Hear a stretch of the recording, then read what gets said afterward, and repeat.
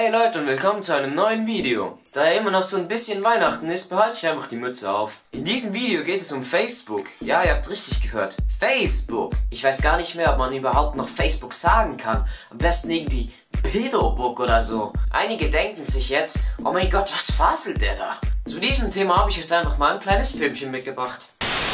Das ist Elia. Hey, ich bin Elia. Er hat jetzt auch Facebook. Ich habe jetzt Facebook. Doch Facebook mag Elia.